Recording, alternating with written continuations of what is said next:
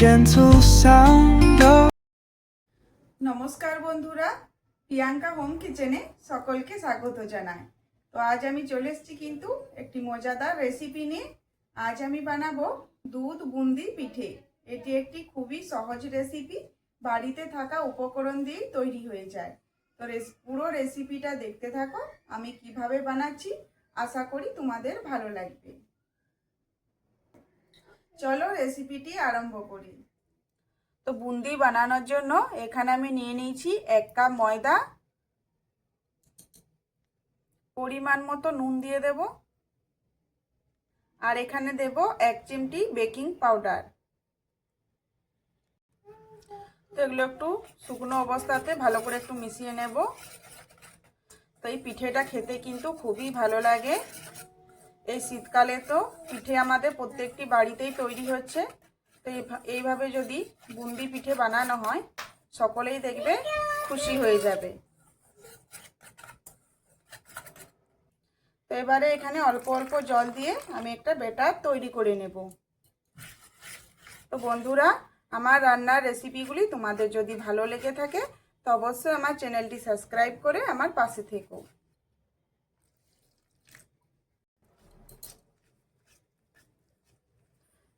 তো জলটা আমি এখানে একবারে দিয়ে দেব না, অল্প অল্প করে দেব। অল্প অল্প করে দিয়ে একটি স্মুথ ব্যাটার তৈরি করব।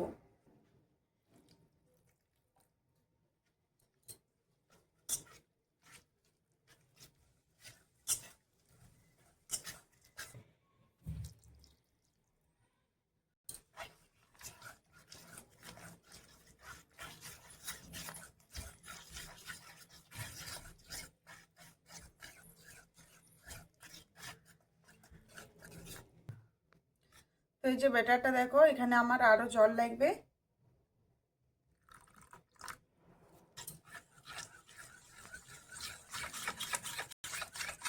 তো এখানে কিন্তু এই যে জল দিয়ে ভালো করে এটা ফেটিয়ে নেব, তাহলে বুন্দিগুলো খুব ভালো তৈরি হবে। তো এই যে দেখো, এখানে আমার ব্যাটারটা তৈরি হয়ে গেছে। এই যে দেখতে পাচ্ছ এর ঘনত্বটা। তো এরকমই কিন্তু ব্যাটারটা তৈরি করতে হবে। তো এবারে ব্যাটারটাকে আমি 10 মিনিটের জন্য রেস্টে রেখে দেব। তো এখানে আমি দুধ নিয়ে নিচ্ছি 1/2 লিটারের মতো।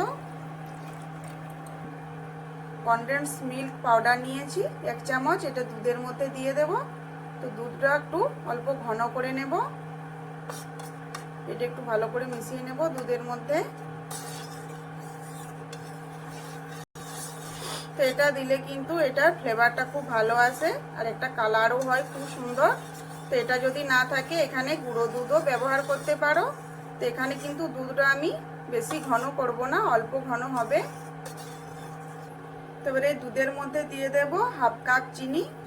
তো এখানে মিষ্টিটা নিজেদের স্বাদ অনুযায়ী নিয়ে নিও। তো এই যে দেখো, এখানে দুধটা আমার হয়ে গেছে। এই যে দুধটা ফুটে গেছে, আর এখানে চিনিটাও কিন্তু গলে গেছে। আর এই যে দেখতে পাচ্ছ দুধটা কিন্তু এখানে বেশি ঘন হয়নি, একটু হালকা ঘন হয়েছে। তো এবারে এটা আমি নামিয়ে নেব। তো যে 1 ডাবু বাটার নিয়ে নিয়েছি, একটা ঝাঁঝরা নিয়েছি। এই ঝাঁঝরার মধ্যে আমি অল্প অল্প ব্যাটারটা দেবো, আর দেখো এভাবে একটু বুন্দির মতন চলে যাবে।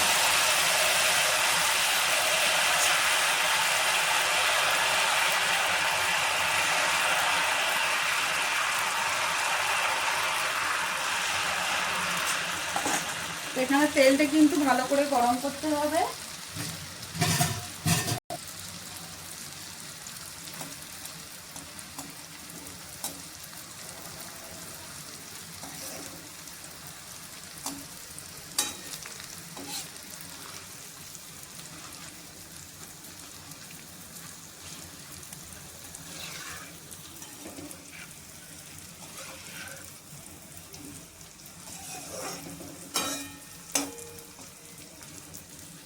তো যে দেখো এগুলো ভাজা হয়ে গেছে। বেশি কিন্তু ভাজা চলবে না, নাহলে কিন্তু এগুলো পুড়ে যাবে। তো এগুলো ভালো করে আমি এগুলো ছাঁকনিতে ছেঁকে নেব। তো বুন্দিগুলো তোলার সময় আঁচটা কম করে দেবে, নাহলে তুলতে তুলতে বাকিগুলো দেখবে পুড়ে যেতে পারে।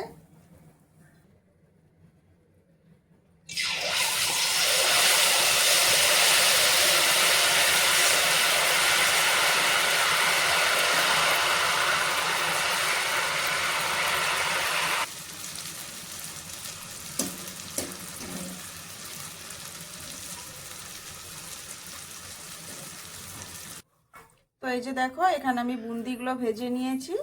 তো বুন্দিগুলো ভাজার সময় তেলটা খুব ভালো করে গরম করে নিতে হবে আর মিডিয়াম আঁচে বুন্দিগুলো ভেজে নিতে হবে।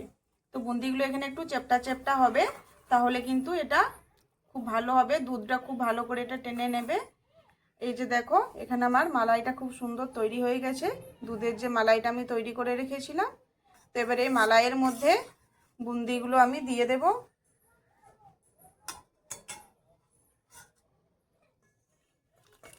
তো বুন্দিগুলো ভেজে এইভাবে আমি একটা টিস্যুর মধ্যে রেখে দিয়েছি, বাড়তি তেলটা টিস্যুটা টেনে নেবে।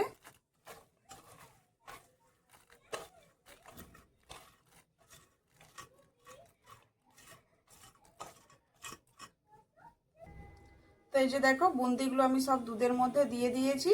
এবার একটু দুধের মধ্যে এগুলো ভালো করে একটু নেড়ে দেব। তো এই যে দেখো এখন কিন্তু অনেকটা পাতলা মনে হচ্ছে।